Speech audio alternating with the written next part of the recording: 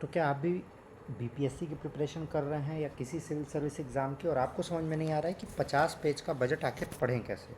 तो हम आपके लिए ला चुके हैं यूनियन बजट के बारे में सारी चीज़ें सिर्फ 15 से 20 मिनट में। आपको इसको फॉलो करना है और इसके बाद से कोई भी क्वेश्चन नहीं आएगा। इसमें हम आपको बताएंगे जीडीपी टू डेट रेशियो क्या है, कितना पैसा आ रहा है, कहाँ से आ रहा है, कहाँ जा रहा है, और हर एक इम्पॉर्टेंट चीज़ जिससे क्वेश्चन बन सकता है।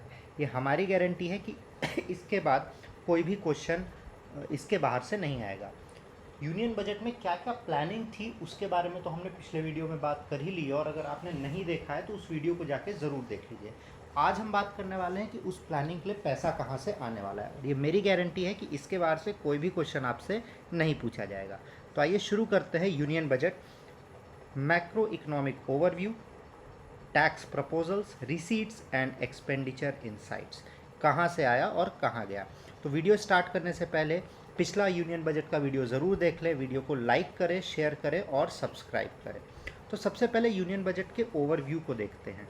ठीक है, इस बार 2026-27 में जो हमारा डेट टू जीडीपी रेशियो है वो 55.6 है। कितना है बच्चों? 55.6। देखिए डायरेक्टली यहाँ से क्वेश्चंस आएंगे, आपको बहुत ही कंडेंस्ड फॉर्म में देने की कोशिश की गई है।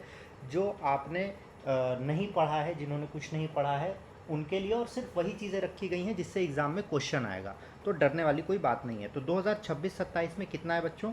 55.6% ऑफ जीडीपी है, जो कि 25-26 में कितना था? 56.1% था। टारगेट क्या कर रहे हैं? 2030 से 31 तक हमें 50% ±1, मतलब 51-49 तक रखना है। रिवाइज एस्टीमेट जो है नॉन डेट रिसीट का वो 34.1 लाख करोड़ है, जिसमें सेंटर का नेट टैक्स रिसीट है 26.7 लाख करोड़। ये बात आपको याद रखनी है। देखिए सब क्या पैसा कितना पैसा, ये आपको एग्जैक्टली याद करना पड़ेगा। तो जो रिवाइज एस्टीमेट है टोटल एक्सपेंडिचर का, रिवाइज एस्टीमेट वो 49.7 लाख करोड़ है। इसका कैपिटल एक्सपेंडिचर कितना है? कैपिटल एक्सपेंडिचर आपका 11 लाख करोड़ है। तो ये सब आपको याद रखना होगा, इससे डायरेक्टली क्वेश्चंस आते हैं, इनको इग्नोर मत करिएगा। ठीक है, अब टैक्स प्रपोजल्स की बात करते हैं कि टैक्स प्रपोजल्स क्या क्या हैं। देखिए बच्चों, ये मेरी गारंटी है कि इसके बाहर से कोई भी क्वेश्चन आपको नहीं आने वाला है। ठीक है, चलिए आगे बात करते हैं। Exemption from MAT, minimum alternate tax to all non residents, मतलब एनआरआई के ऊपर मैट हटा दिया गया है पूरी तरीके से, paying tax on presumptive basis. ठीक है, एसटीटी जो सिक्योरिटी ट्रांजैक्शन टैक्स है वो फ्यूचर्स में 0.05 तक रेस किया जाएगा। कहाँ से? 0.02 से। बच्चों ये सारी चीज़ें अगर आप डायरेक्टली याद कर लेंगे तो इसके बाहर से क्वेश्चन नहीं आएगा, इसकी गारंटी मेरी है। ठीक है, और बेसिक कस्टम ड्यूटी से भी एग्जेम्पशन दिया जा रहा है। जो कैपिटल गुड्स हैं, कैपिटल गुड्स का मतलब जो चीज़ें जो हमें पैसा बनाने में मदद करेंगे, कैपिटल गुड्स जो लिथियम आयन सेल्स के मैन्युफैक्चरिंग में हेल्प करेंगे, उनका भी कस्टम ड्यूटी एग्जेम्प्ट कर दिया गया है। ठीक है, import of capital goods required for processing critical minerals, tariff rate on all dutiable goods imported for personal use to be reduce from 20 to 10%। तो ये आपको समझ में आ रहा है कि जो टैरिफ रेट है, टैरिफ रेट उसको कम किया जा रहा है। टैरिफ रेट क्यों कम किया जा रहा है बच्चों? टैरिफ रेट इसलिए कम किया जा रहा है कि हम इंपोर्ट सस्ते में कर सकें, और जब हम सस्ते में करेंगे तो हम जो सामान बनाने वाले हैं वो भी हम सस्ते में बना पाएंगे। ठीक है, जब हम सस्ते में बनाएंगे तो मार्केट में कंपटीशन में बने रहेंगे।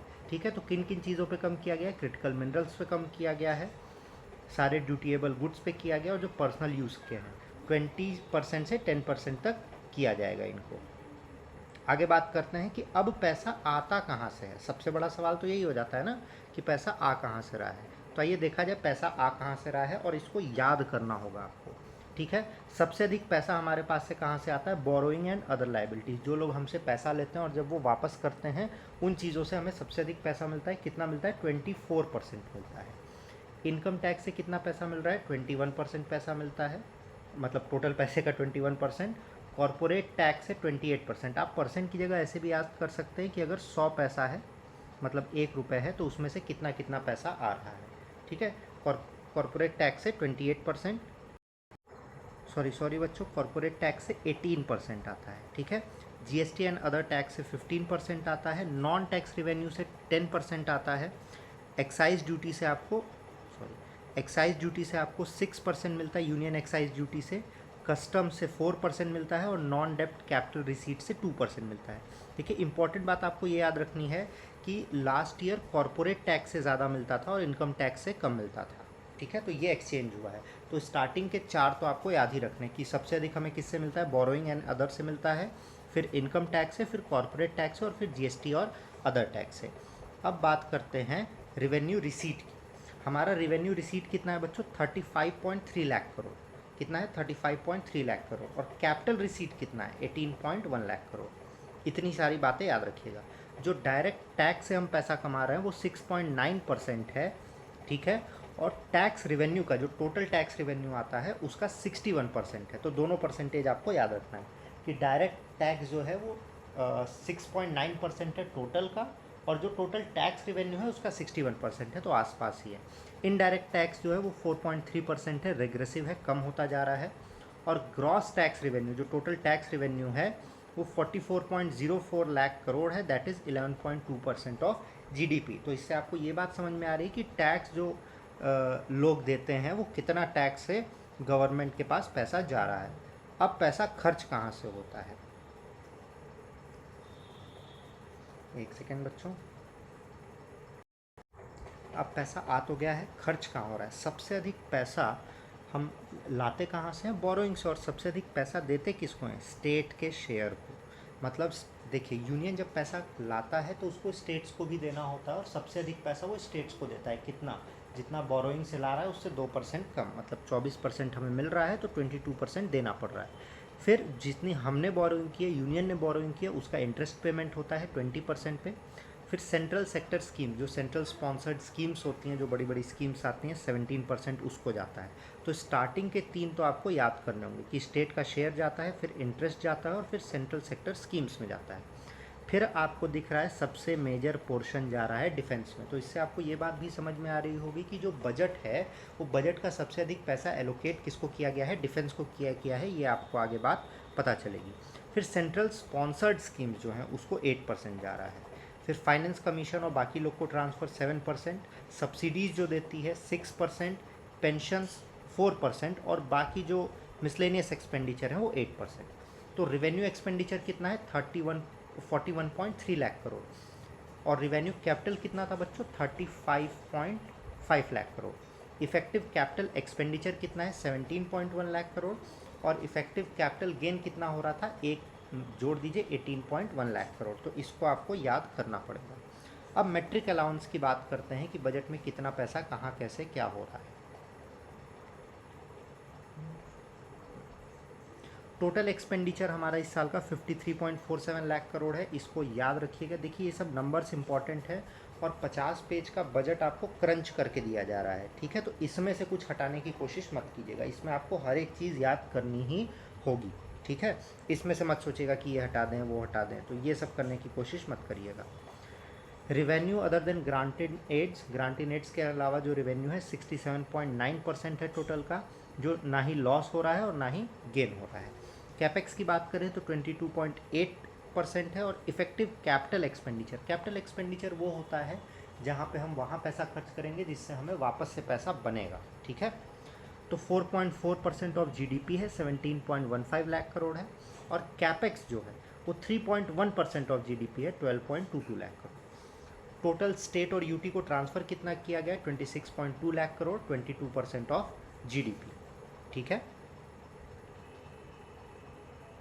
अब मेजर सोर्स डेफिसिट के क्या है, कहाँ से हमें डेफिसिट हो रहा है। फिस्कल डेफिसिट हमारा 4.3% है, ये बात इंपॉर्टेंट है, याद रखिएगा कि फिस्कल डेफिसिट गवर्नमेंट का गोल है कि 4.5 से नीचे ही रखा जाए। तो जब भी आपके पास ऑप्शन आएगा तो आप 4.3 कर दीजिएगा। रेवेन्यू डेफिसिट कितना है, 1.5% ऑफ जीडीपी है। जीडीपी कितनी थी, 53.7 थी ऊपर। इफेक्टिव रेवेन्यू डेफिसिट कितना है, 0.3% ऑफ जीडीपी है। और प्राइमरी डेफिसिट कितना है, 0.7% ऑफ जीडीपी है। नेट मार्केट बोरोइंग, मार्केट से जो हम पैसा ले रहे हैं वही हमारा मेजर सोर्स ऑफ डेफिसिट है। देखिए ये बहुत इंपॉर्टेंट चीज़ है, इनको गलत नहीं करना है आपको।